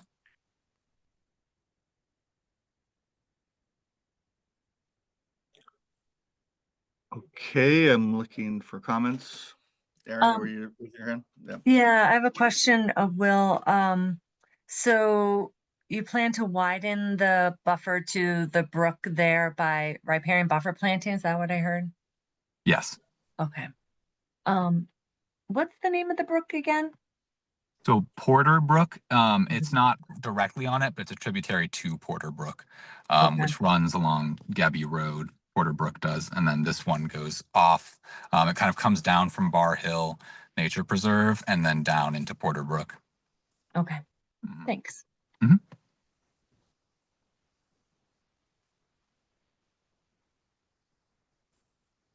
Okay, any more comments or questions? Is it a conflict if I vote for this? Because it's something. I don't think so. It's analogous to what happened earlier with Ken. The applicant was Cliff, and so the Regional Planning Commission couldn't vote on it, but Ken could. And so the way I'm seeing it is that you're not the applicant, and so you would not have to recuse yourself, but you could always choose to if you felt uncomfortable. Don't need to. I mean, if I don't need to, I won't, because I do endorse it. So would love to see it happen. Oh, and one more thing I should mention, I'm sorry, for eventual implementation of this project, I've been in touch with the Greensboro Association and just today received a letter earmarking up to $1,000 in matching funds for the buffer planting. So they would help purchase the materials for that, should we move in that direction. Right. Ken? Yeah, I just wondered, have you gotten to the landowner permission piece yet? Being that you're going to be impinging on their land, or will that come later? Yes, I have both landowners' permission. They're very interested, and I have it written down as well. They have the written permission, and there is a Nature Conservancy conservation easement on the parcel, and I've been in contact with their land stewards. The team at the Nature Conservancy is interested in seeing this project move forward, and they don't see any reason why the conservation easement would inhibit that. Is it corn ground or grass? It's hay.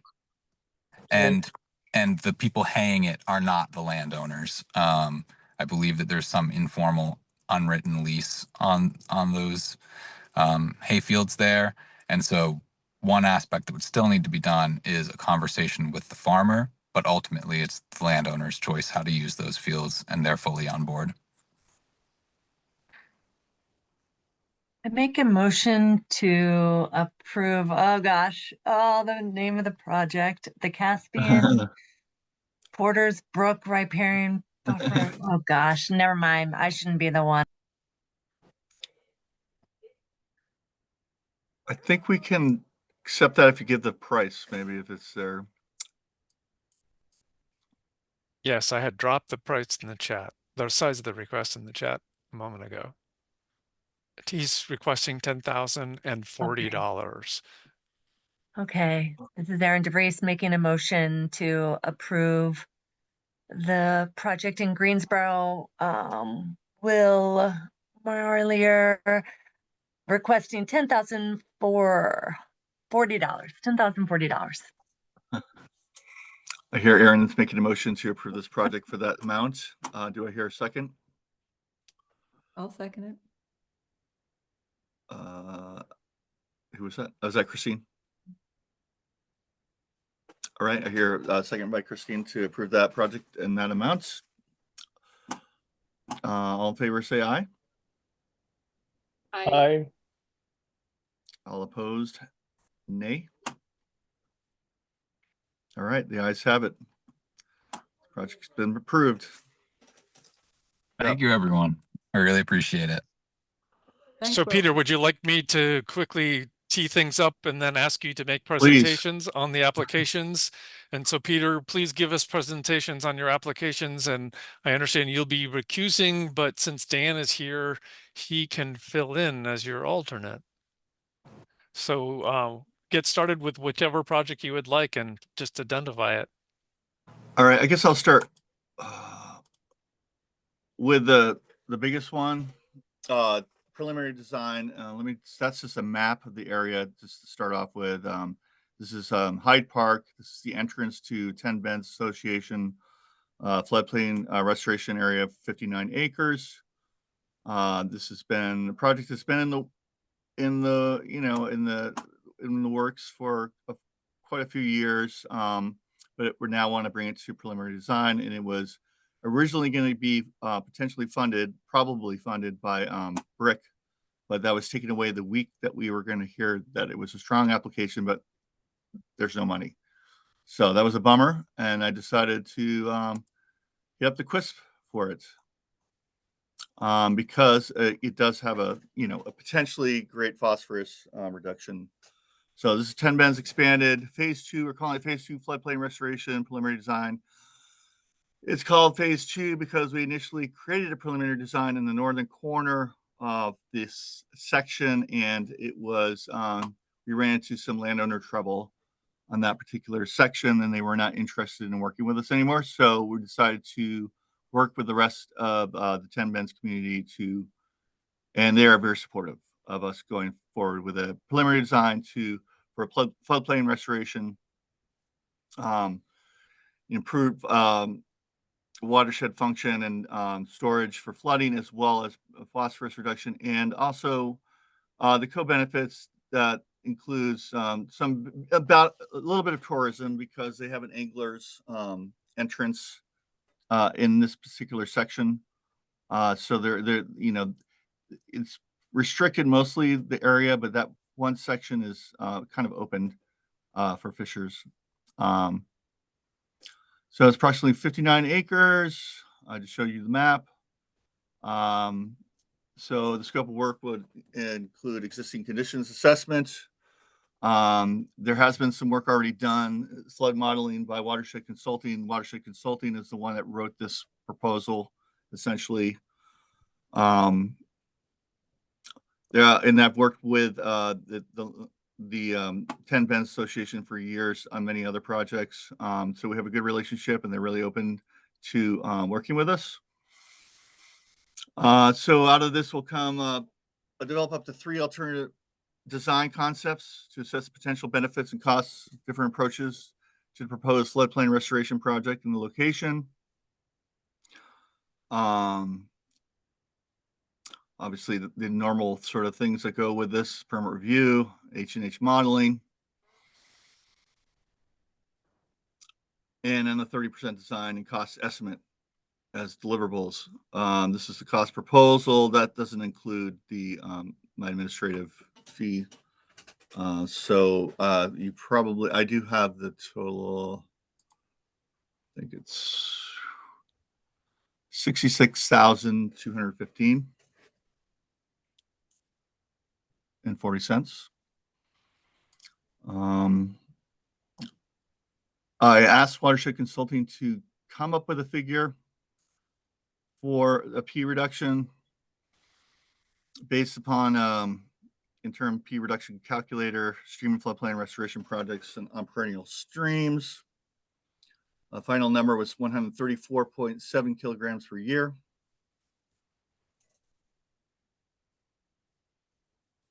And I guess, unless you want me to get into more details about preliminary design and all the works that go with it, I could get into that, but I think we've heard a lot about floodplain restoration so far. So I will make a couple comments. So let's see.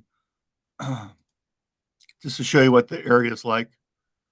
Sorry, I'm trying to find. I have all those PDFs up. So initially, we started looking at this because of this ag ditch kind of cross-sects the area. And this area here used to be agricultural, but now it's mostly wetland, or is totally wetland. This area is still hayed under a lease by a local farmer. 10 Bend owns the land. We've done tree plantings to not much success in this area, but hopefully we can work on that in the future. I think this is a good idea moving forward, is to do an actual serious study of the area before we start just willy-nilly planting things until we know what's actually going on and what we can do to really affect change.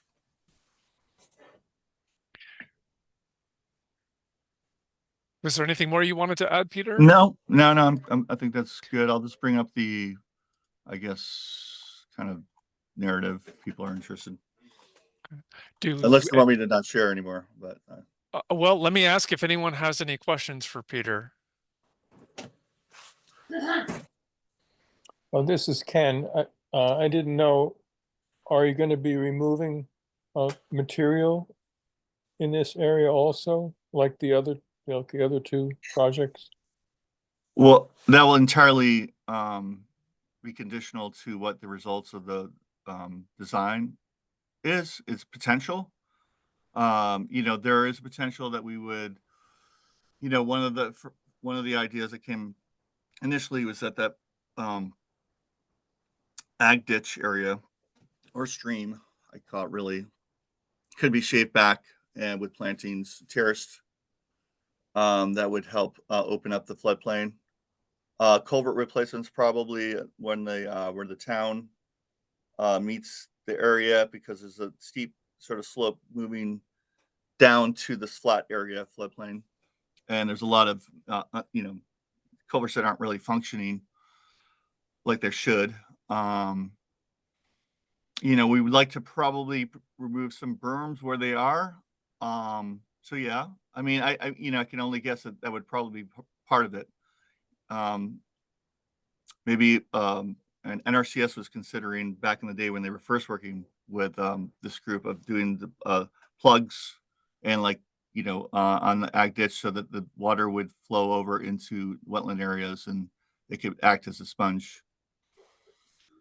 So there's all kinds of potentials for removing, planting trees, you name it. So this is why it's preliminary design.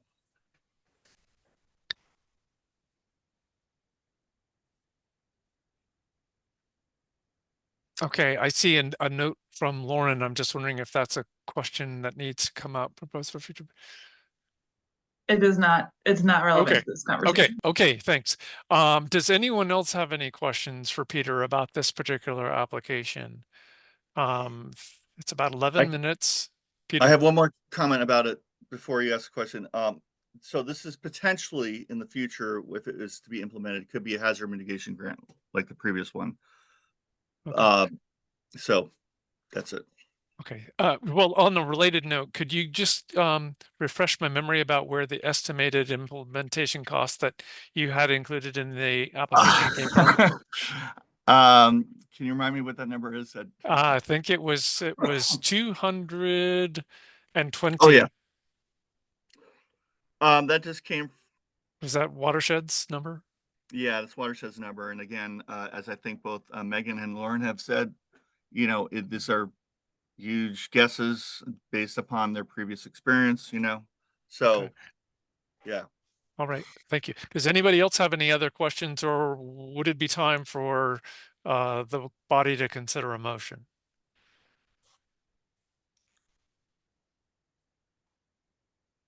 Is anyone prepared to make a motion in connection with the request from the Conservation District seeking $66,215.40 for a floodplain stream restoration project?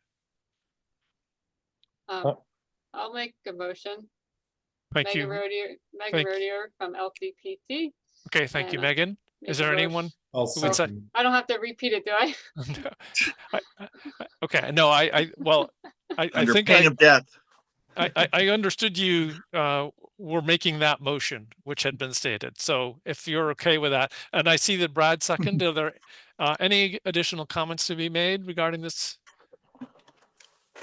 If none, could you please signify your support for the motion by raising your hand and saying aye, because we Aye. want to be able to see. So I'm seeing, Aye. okay, I'm seeing an adequate number of hands. Okay, Peter, any nays or any abstentions? Peter, you could just point out again that you're abstaining. Yeah, I'm abstaining. Okay. Sorry. Well, then the ayes have it. Would you like to talk about your next application? Yeah, sure. Sorry for the rush here. And by the way, thank you, everyone. We were really bummed out when the BRIC funding fell through. So this is really great. I really appreciate it. All right. Share screen. Boo again. Let's see. Where am I going? Stormwater project or the other one? Let's go to Silver Ridge. Okay. Yes. This will. Yeah, I'll move my way down to lesser and lesser size. So this area is 26-acre drainage area in Morrisville. It's kind of right up near our office, actually, kind of north of it. So it's a area that's sort of in the commercial district. There's a lot of residential areas along this, and essentially it's proposing simply to connect a stormwater pipe to a rain garden, a fairly large one. Jim Pease is actually the one who came up with this. I'm remiss at not having him here, but I'll do my best.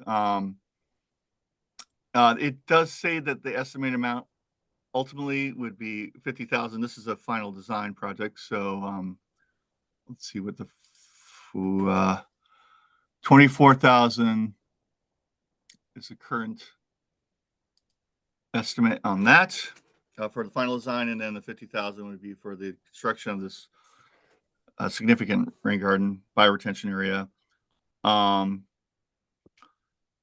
It's potentially could be also funded by Whisper funds. I'm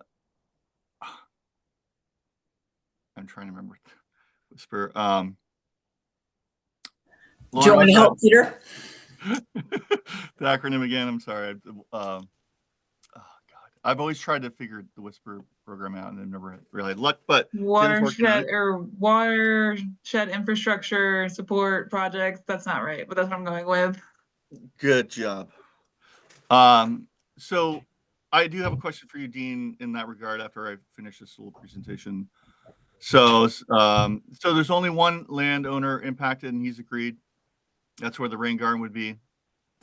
Although the amount of water is affecting other properties, but the only installation would be in that property. From project history, Volume Menage Corporation Sunset Acres Development, located in Sunset Drive, Morristown. The drainage prior to the storm has always daylighted in Sunset Acres and since the 80s, and it flows. It is consistent, like micro flooding going on in that area, and the stormwater really needs to be treated, particularly on this landowner. He was really excited about it. The final phosphorus sort of mitigation amount is 9 pounds per year, which I know he put it in pounds. I think it was 4% kilos.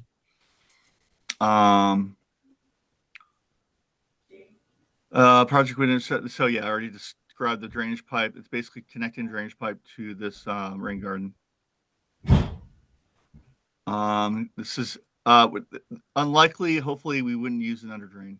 That's something that I think with the Whisper funds, if we were to go that direction, they didn't want us to do. I don't think we'll need to. We have, mostly in the area, very sandy soil. So we'll see through this final design. And this is just another sort of map indicating the proposed rain garden, the road, existing dry wells connecting into the system, stormwater system. And the person who basically wrote this used to run the stormwater program. And it was sort of directly related to the stormwater master plan. It wasn't brought up as a, one of the top designs. But I think there are so many places in Morristown could have. And if Jim Pease is saying that this needs to be treated, he's got his eyes on the prize there. So Peter, Yeah. Peter, where is that culvert in that view? The culvert? Mm-hmm. I imagine, you mean Silver Ridge Road crossing? Is that what you're talking about? Or Route 15? There's a numerous culverts connected, but I'm not entirely certain of every one of them, to be honest with you. Are there any other questions? Peter, I had, I believe that the amount of phosphorus reduction in kilograms is 6.72 Right. from the Thank you. sheet included in the application. Are there any other questions that anyone has for Peter concerning this request, which seeks $24,000 For final design. yes, sorry. Yep, for final design, $24,000 total estimated. Well, there was a range of costs for implementation, which Peter's saying possibly could be offset in part by using whisper funds. Does anybody have any questions? And if not, would it be time? I would entertain a motion. I have a question. Karen. Yes. So for the whisper, to get whisper funding, it's going to have to be designed without pipes, or that Has to be a natural resource project, right? yeah. Yep. So I think that's the only requirement that I would suggest be in the RFP or the contract, that there be a portion of the stormwater, the detention pond. I mean, it's infiltration pond really, where you don't have to have pipes. It's going to have a pipe coming into it, where the pipe comes in already, and then there would be it would be cut, and then the existing pipe would then take the stormwater away, and they'd have to design the rain garden without any pipes. Yeah, I know. That's one of the caveats. Or So, just Whisper can't pay for it then. So yeah, no, we would rather not use an under drain. Mhm. In some ways, well, I mean, I believe we could do it without one, but there's that question. So yeah, so that's what you want to, I think, ask of the Yeah. consultant, because the other thing too is you don't want, in the wintertime, because it's all sand, so it's all gonna be Yeah. sucked up. But in the wintertime, if you have a melt, they also have to be very careful that the cut pipe is not going to then direct water right to the house. And that was the one thing I said, you gotta, make sure that would be a good thing to understand during the preliminary or the final design, that Absolutely. is. So, and then in that case, maybe you do need a pipe. And if that's the case, then, you just have to look for other funding. Right. Are there any other questions? Or would it be time for someone to consider making a motion with regard to Peter's final design application, seeking $24,000? Sounds like game show. Like an awesome year. Was that a motion? Did someone? No. So moved. The motion has been made by Brad. Is there any second to that motion? A second, this is Erin. Thank you, DeVries. Aaron. Thank you, Aaron. Any other comments or discussion? Just one quick comment. That was the first thing I was thinking about it. Well, if there's no pipe for an overflow here, you could have potential flooding. So it seems like it'd be pretty difficult to build this without some sort of a pipe. But anyway. Yeah, Brad, that's a good point. And I think Karen and I also talked about that too. That in the design, we consider that as an issue. Yeah. Any other comments? If not, please signify your support for the motion by saying aye and raising your hand, and hold those hands up. Aye. 1, 2, 3, 4, 5. Thank you. Any opposed? Any recusals? Abstentions? Peter? Abstentions. Okay, thank you. Abstaining, yes. Motion is Sorry. approved. I think you have one more.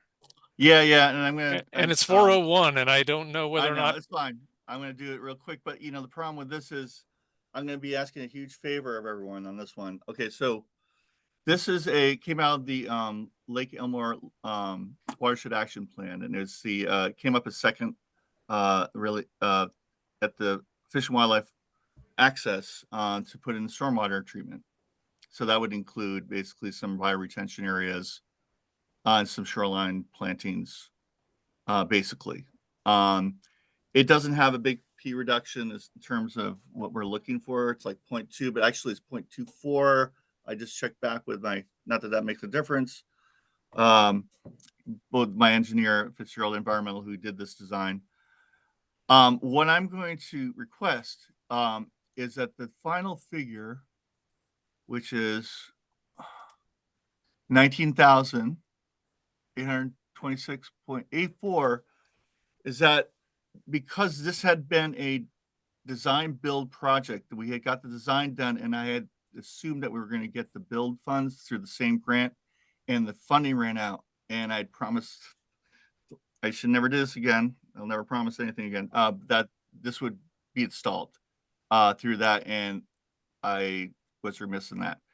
So I'm looking for other sources to complete the implementation, and Lamoille County Conservation District would be willing to match up to half or more to complete this project to meet the phosphorus credit ratio. So that's all I gotta say. Okay. Are there any questions for Peter? My staff report had suggested a lesser figure in response to Peter's mention in his application materials that other sources might be available, but any questions? His request is for $19,826.84. Kilograms reduction. He's now saying 0.24 kilograms. Peter, this is Erin. It's late in the day and I'm just and I can't quite see the design here. So this is for final design, and what is it again? No, this is for implementation. Implementation. Sorry, this is the final design. Sorry, this implementation. It's pretty standard issue.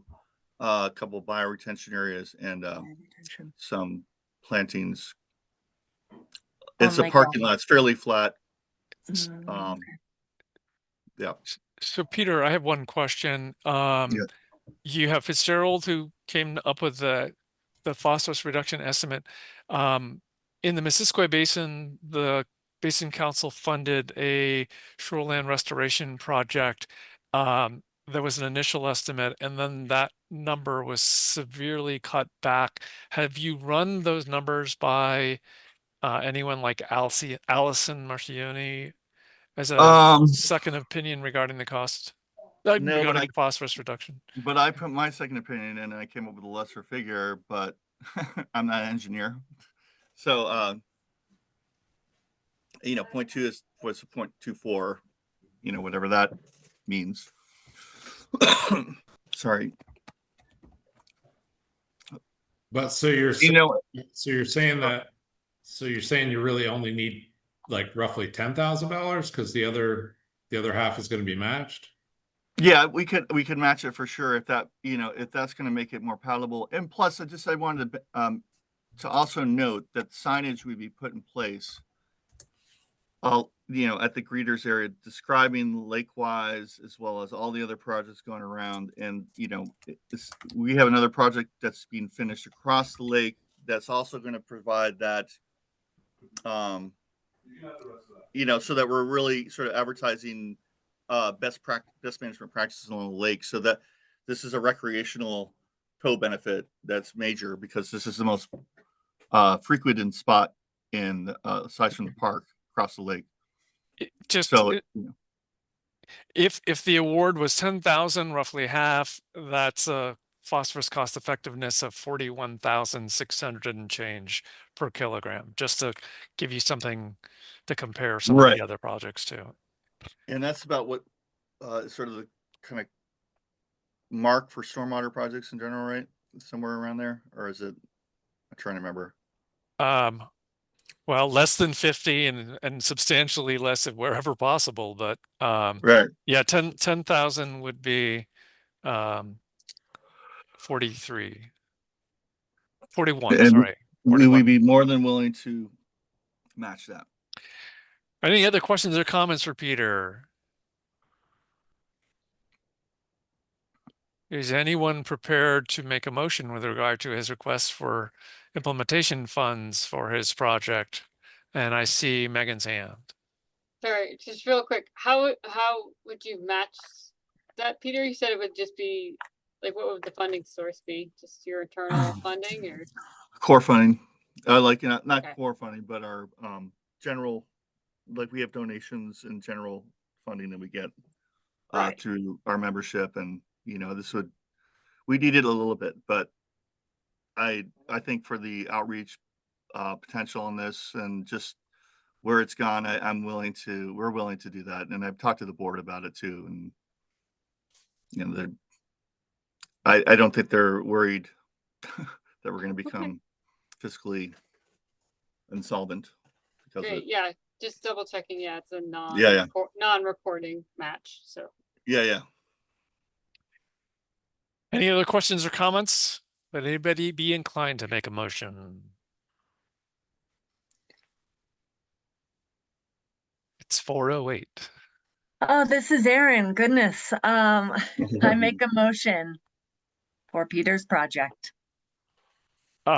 In an amount of? In the amount for which the conservation district can match. And I'm sorry, it's just too late to remember all those Right. numbers. So half of the amount that he said or whatever. Okay. I probably should have brought this up first, actually. Now I'm thinking about it. Okay. So that would, so if the award was $10,000, his estimate for the rest of it would be $9,826.84. So would your motion be to provide $10,000? My motion would be to provide $10,000 of QUIS funding. Okay. Does anyone want to second that motion? I'll second it, Ken Mink. Thank you, Ken. Any further comment or discussion? I'm abstaining. Peter's abstaining remember preemptively. All in favor of the motion, say aye and raise your hand, please. I want to make sure. Aye. Okay, there were 5, I believe. Okay, any opposed?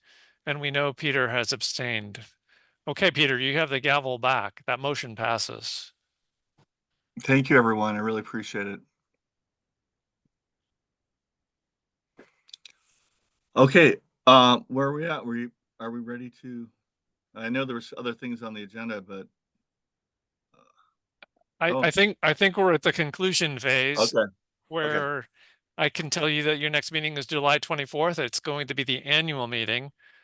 Looking ahead, next funding round is the 9th. It is October 9th. And we're still needing to find a second watershed organization representative. Thank you we'll all. make one. Thank you all. And yeah, we will probably issue some additional information because we weren't able to cover those other agenda items. All right. Do I hear a motion to adjourn the meeting? So moved. Brad has made a motion to adjourn the meeting. Do I hear a second? Second. All right. Thank you, Christine, seconding the motion. All in favor of resolving this meeting for today, say aye. Aye. Any opposed? All right. The ayes have it. Thanks, everyone. Thank you so much, Thank everyone. you. Take care. Thank you. Really appreciate it.